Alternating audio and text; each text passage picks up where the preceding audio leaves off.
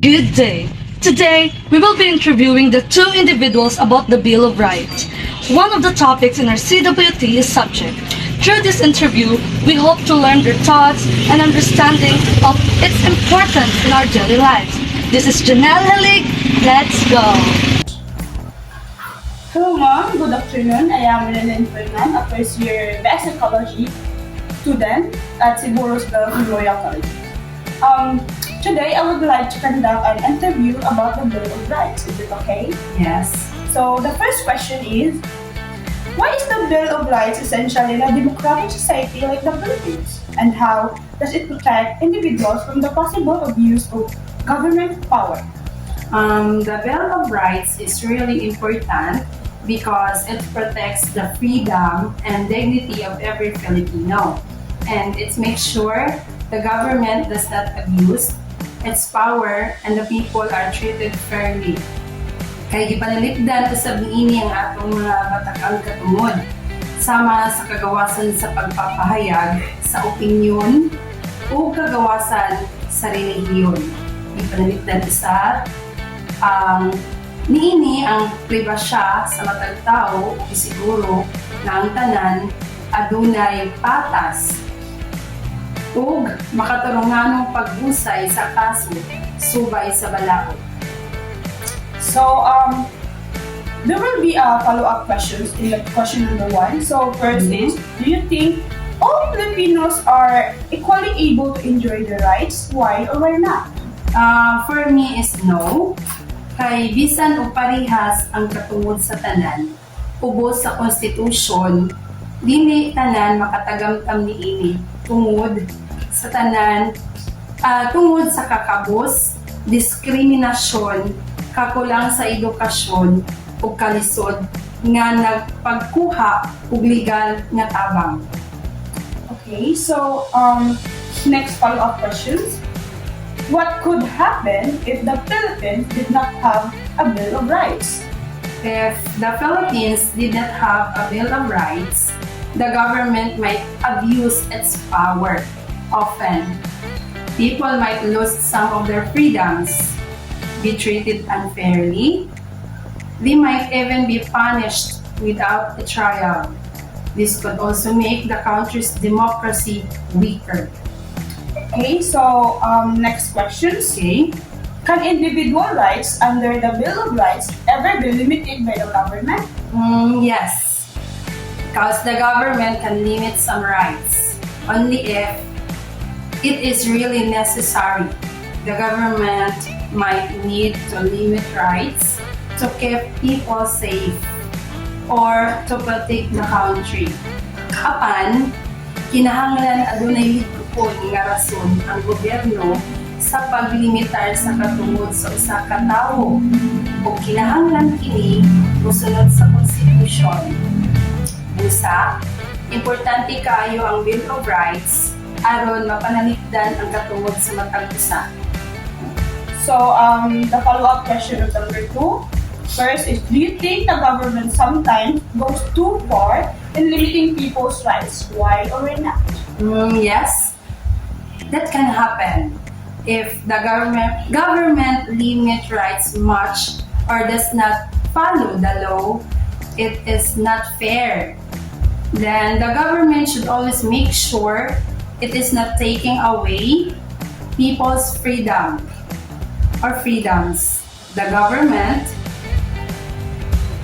should only limit rights when it is really necessary to keep people safe. Okay, so next follow-up question.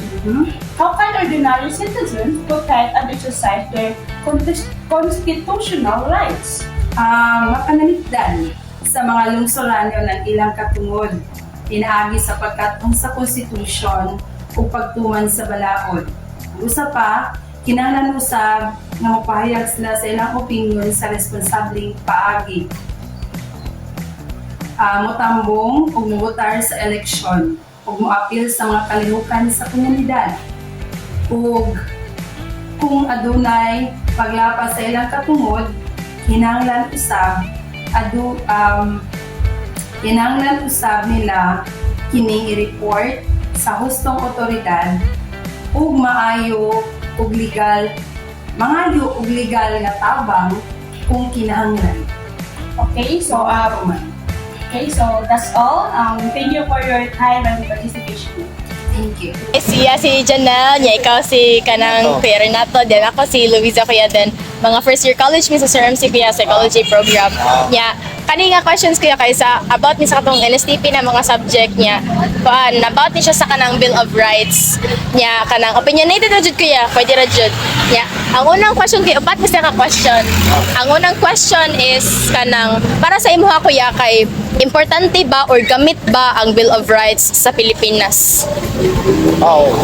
Gamit yun na siya kay nalatin man sa 1987 Constitution. Nagsunod man na siya sa naaman niya gikuha ang mga rights nato nga katungod nato mga katawan na rin kuha sa Bill of Rights sa 1987 Constitution.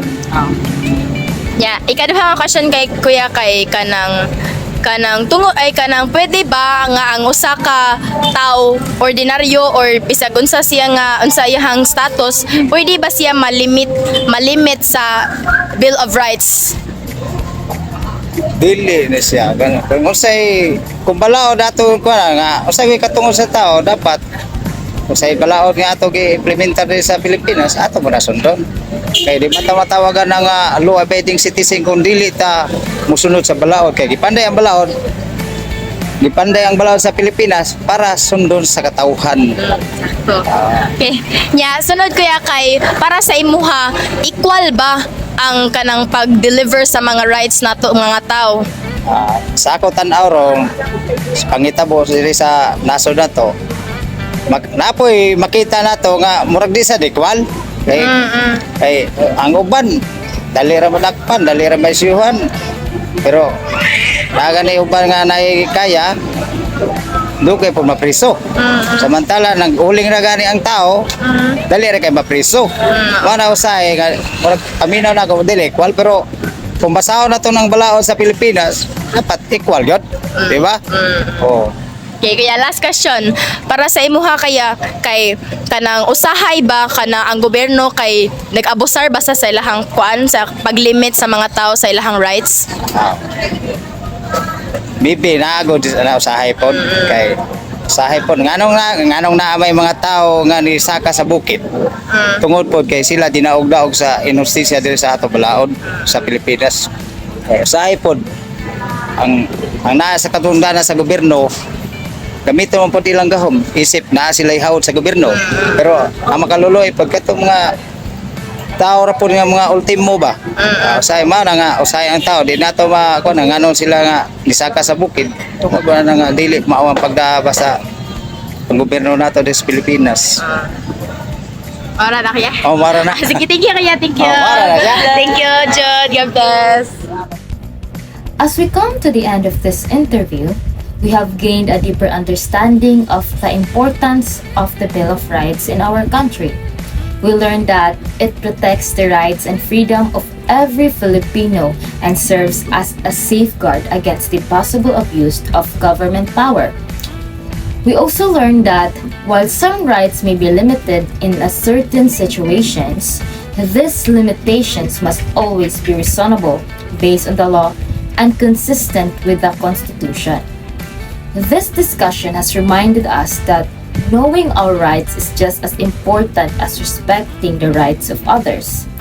By understanding the Bill of Rights, we become more responsible citizens who can help promote justice, equality, and democracy in our society. On behalf of our group, we would like to express our sincere gratitude to our interviewees for sharing their time, knowledge, and valuable insights. We hope that everyone who watched or listened to this interview has gained a better appreciation of the importance of Bill of Rights in protecting the rights and dignity of every Filipino. Thank you so much.